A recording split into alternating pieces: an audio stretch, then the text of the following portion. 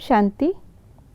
आज 6 जून 2025 है और आज मम्मा का जो गुण हमें अभ्यास करना है वो है क्षमा करने की, समाने की शक्ति, जिसके लिए मम्मा प्रसिद्ध थी कि मम्मा कभी भी हर एक की कमज़ोरी को जानते हुए भी कभी किसी के सामने वर्णन नहीं करती थी।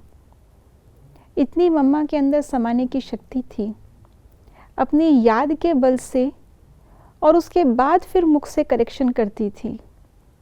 इसीलिए मम्मा को सब सम्मान देते थे, मम्मा कहते थे, क्योंकि माँ की तरह समाने की शक्ति थी उनमें।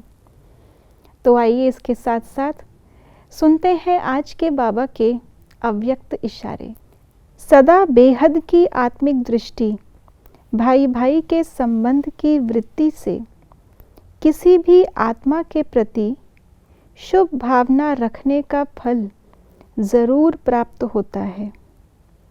इसलिए पुरुषार्थ से थको नहीं, दिल शिकस्त नहीं बनो।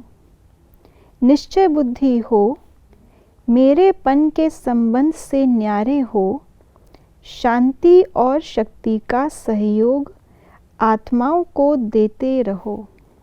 आज बाबा ने आत्मिक दृष्टि अर्थात भाई भाई की दृष्टि के हमें 2 और फ़ायदे बताए हैं।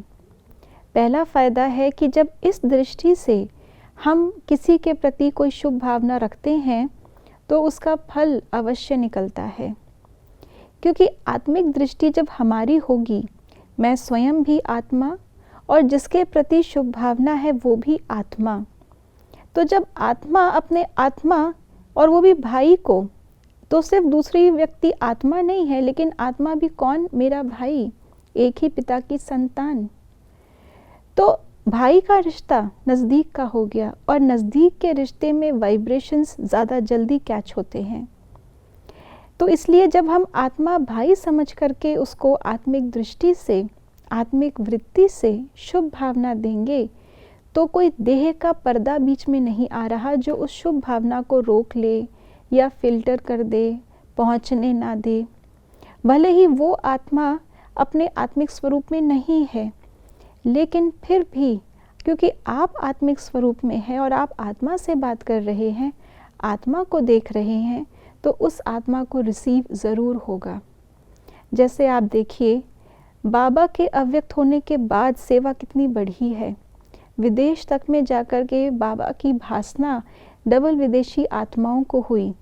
वो तो आत्मिक स्वरूप में नहीं थी आत्माएं, लेकिन क्योंकि बाबा संपूर्ण आत्मिक स्वरूप में, विदेही रूप में, फरिश्ता रूप में थे, तो ना चाहते भी आत्मा को ऐसी पावरफुल वाइब्रेशंस कैच ज़रूर होती है। तो आज बाबा हमसे ये चाहते हैं कि हम भी इतनी शक्तिशाली आत्मिक वृत्ति में अपने आप को स्थित कर लें। इसके साथ साथ बाबा ने जो दूसरा फ़ायदा बताया है कि इस स्वरूप में आने से हम शांति और शक्ति का सहयोग आत्माओं को सहज दे सकते हैं।